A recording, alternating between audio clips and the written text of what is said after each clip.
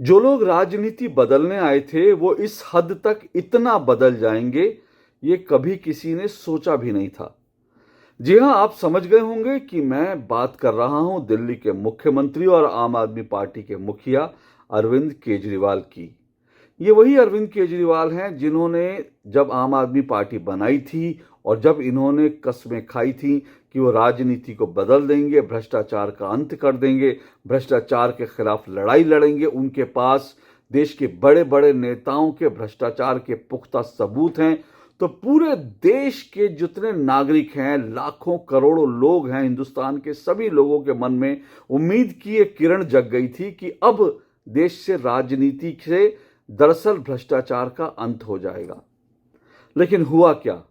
अरविंद केजरीवाल मुख्यमंत्री बने और आज अरविंद केजरीवाल पर, उनकी पार्टी पर, उनकी पार्टी के तमाम मंत्रियों पर भ्रष्टाचार के बड़े बड़े आरोप हैं। और सिर्फ ऐसे आरोप हैं और उन आरोपों को लेकर के ऐसे पुख्ता सबूत हैं कि आज उनके दो दो मंत्री जेल में हैं। पूर्व मंत्री कह सकते हैं, अब तो वो जेल में हैं।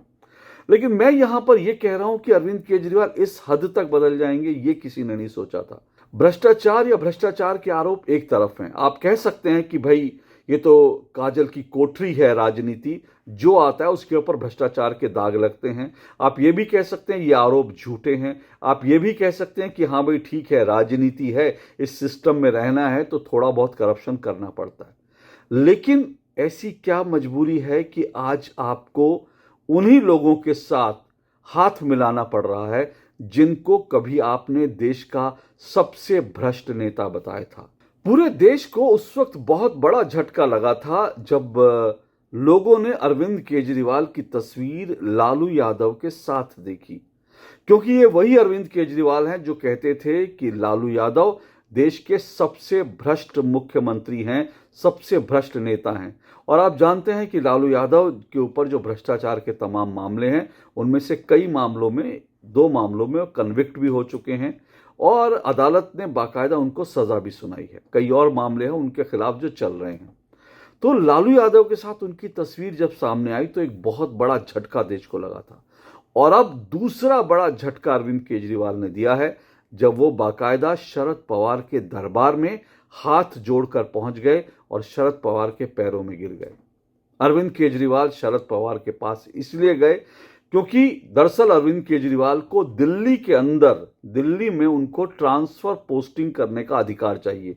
दिल्ली के अंदर अफसरों की ट्रांसफर पोस्टिंग का अधिकार उनके हाथ में चाहिए। और इसको लेकर के जो केंद्र सरकार ने अध्यादेश बना दिया है, उस अध्यादेश को रोकने के लिए वो तमाम विपक्षी पार्टियों की मदद मांग रहे हैं, सहयोग मांग रहे हैं। और इसीलिए वो बाकायदा शरद पवार के दरबार में गए और उनके सामने हाजिरी लगा दी।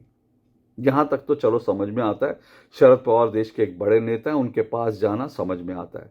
लेकिन अरविंद केजरीवाल ये कैसे भूल गए कि ये वही शरद पवार हैं जिनको लेकर अरविंद केजरीवाल ने एक जमाने में ये कहा था, लिखा था कि हमारे पास शरद पवार जी के स्विस बैंक अकाउंट नंबर हैं।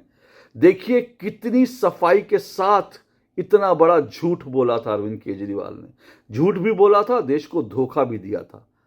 अगर ये सच है तो सवाल यह है कि उस स्विस बैंक अकाउंट का क्या हुआ जिसके बारे में अरविंद केजरीवाल को जानकारी मिली थी। तो दरअसल अरविंद केजरीवाल ने यह कहा था कि हमारे पास शरद पवार जी के स्विस बैंक अकाउंट का नंबर है जिसको जल्द ही वो पब्लिक डोमेन में ले आएंगे और शरद पवार का कच्चा चिट्ठा खोल देंगे कि शरद पवार ने कैसे भ्रष्टाचार से पैसा कमा के अपने स्विस बैंक के अकाउंट में डाल दिया है। ये कहा था अरविंद केजरीवाल ने। और इतना ही नहीं, अरविंद केजरीवाल ने यह भी कहा था कि मैं हैरान हूं ये देखकर कि जिस बेईमान आदमी को, यानी शरद पवार को, ने कहा कि मैं हैरान हूं ये देखकर कि जिस बेईमान आदमी को आज जेल में होना चाहिए था वो आज इतना बड़ा नेता कैसे बनकर बैठ गया है। तो जिस अरविंद केजरीवाल ने साल 2012 में जिन शरद पवार को देश का सबसे बेईमान नेता कहा था और कहा था जिसकी जगह जेल में है और जिसके स्विस बैंक का अकाउंट नंबर अरविंद केजरीवाल को मिल गया था, आज अरविंद केजरीवाल उसी के दरबार में हाजिरी लगाते हुए दिखे हैं।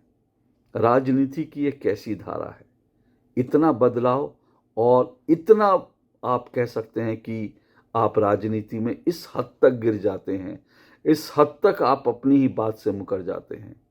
ये कितना शर्मनाक है, सोचिएगा। नमस्कार।